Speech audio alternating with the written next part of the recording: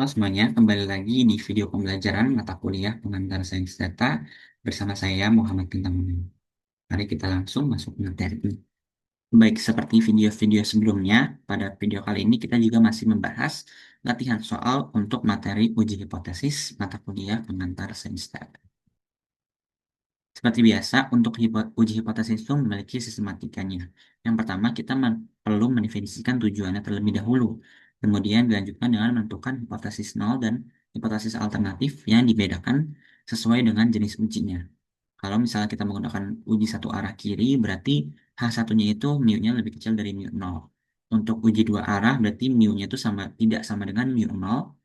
Untuk uji satu arah kanan, H1-nya itu mu lebih besar dari mu nol. Jadi perlu diperhatikan bahwa setiap uji ini memiliki hipotesis-hipotesis yang berbeda. Kemudian setelah menentukan hipotesis, kita menentukan taraf signifikansi yang biasanya diberikan di soal. Lanjutkan dengan perhitungan statistik uji dengan panduan sebagai berikut.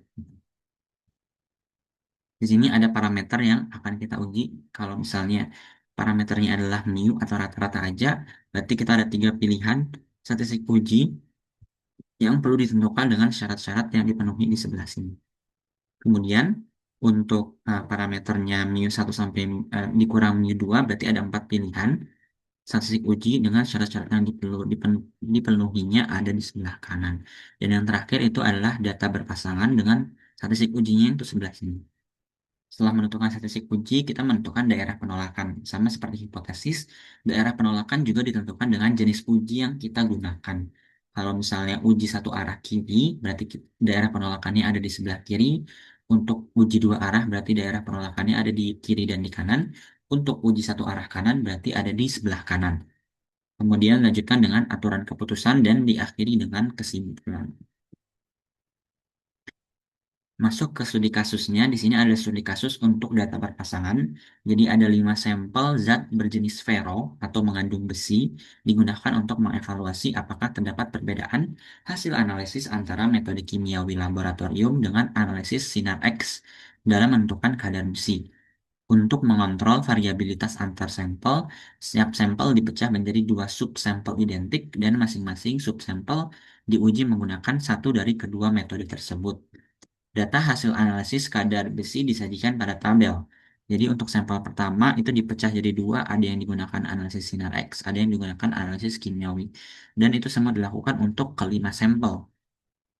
Ini data-datanya tertera untuk analisis sinar X dan analisis kimiawi. Kemudian dengan asumsikan bahwa selisih populasi berdistribusi normal, lakukan pengujian hipotesis pada taraf signifikansi 0,05 untuk menentukan apakah kedua metode analisis tersebut secara rata-rata memberikan hasil pengukuran yang sama.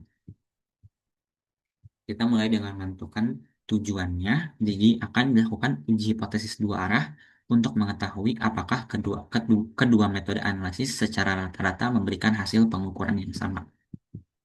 Dilanjutkan dengan hipotesisnya, untuk H0 itu berarti mu 1 sama dengan mu 2 karena kan uji dua arah ya. Kemudian H1-nya karena uji dua arah juga kita menggunakan mu 1 tidak sama dengan mu 2 atau rata-rata populasi 1 tidak sama dengan rata-rata populasi 2. Kemudian untuk taraf signifikansi berdasarkan soal tadi alfa itu sama dengan 0,05 dan karena sampel yang digunakan adalah sampel berpasangan karena kan tadi sampelnya itu setiap sampelnya itu dibagi dua gitu. Jadi masing-masing ada pasangannya. Jadi kita gunakan statistik uji yang paling akhir yaitu data berpasangan dengan statistik ujinya itu T sama dengan D bar dikurang D0 per SD per akar M. Dengan derajat bebasnya itu V sama dengan N-1. Nah, untuk menghitung statistik ujinya kita perlu menentukan informasi-informasi yang diperlukannya. Jadi pertama ada D bar. Jadi kita menghitung D bar itu artinya rata-rata dari selisihnya. Tadi kan di awal kita sudah mendapatkan data ini. Jadi masing-masing kita hitung nih selisihnya. 2 dikurang 2,2, 2 dikurang 1,9, 2,3 dikurang 2,5, sampai yang terakhir 2,4 dikurang 2,4. Nanti rata-ratanya itu didapat sebesar minus 0,1. Jadi ini dibagi 5 ya. Hasilnya itu dibagi 5 karena ada 5 sampel. Jadi D bar itu sama dengan minus 0,1. Kemudian untuk D0 itu sama dengan 0 karena kita menggunakan asumsi H0 yang benar. Terakhir, sebelum perhitungan kita menghitung S kuadrat dari selisihnya dulu atau variansi dari selisih D-nya. Jadi kita menggunakan rumus ini, sumasi dari I sama dengan 1 sama D, sampai 5 untuk DI dikurang D bar dikuadratkan dibagi dengan N-1. Karena tadi N itu 5, jadi kita kurang 1 sama dengan 4. Jadi untuk siap selisih, kita kurang dengan rata-ratanya. Tadi selisih yang pertama itu 2 dikurang 2,2 itu kan minus 0,2. Dikurang minus 0,1 dikuadratkan. Sampai yang terakhir 2,4 dikurang 2,4 itu 0. Dimasukkan ke sini dikurang dengan minus 0,1 kemudian dikuadratkan. Nah, hasilnya ini kemudian dibagi dengan 4 yang didapat variansinya itu 0,02. Terakhir, N itu sama dengan 5 berdasarkan soal tadi. Maka statistik ujinya kita bisa menghitung D barnya itu minus 0,1 dikurang D0-nya itu 0. SD-nya itu adalah akar dari 0,02 karena di sini adalah S kuadrat ya. Jadi kita akarin kemudian untuk N itu sama dengan 5. Didapat statistik uji itu adalah minus 1,582. Kemudian dilanjutkan dengan penentuan daerah penolakan. Di sini kita menggunakan derajat bebasnya itu V sama dengan N-1 yaitu sama dengan 4 dan alfanya itu 0,05.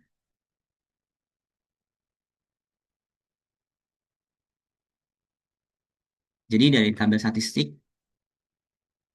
Dari tabel statistik kita dapat alfa per 2-nya karena ini adalah uji dua arah, jadi kita perlu membaginya. Jadi alfa per 2 ini 0,05 dibagi 2 sama dengan 0,025. Berarti kita bisa menggunakan alfa 0,025 yang sebelah sini, kemudian V-nya itu tadi 4. Jadi kita pilih 2,776 untuk menjadi titik kritisnya. Jadi T alfa per 2-nya itu adalah 2,776.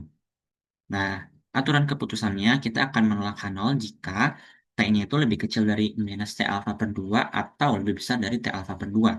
Nah, karena tadi statistik uji kita itu nilainya adalah minus 1,58 yang lebih besar dari minus 2,776 dan lebih kecil dari 2,77, artinya kedua syarat untuk menolak H0 ini tidak terpenuhi. Maka kita H0-nya itu gagal ditolak. Kalau misalnya Pak ilustrasiin di grafik, uji dua arah itu ilustrasinya seperti ini. Jadi daerah penolakan itu ada dua, yang kuning ini di sebelah kiri dan di sebelah kanan. Terus tadi di kasus kita ini ada T alfa per 2 itu 2,776.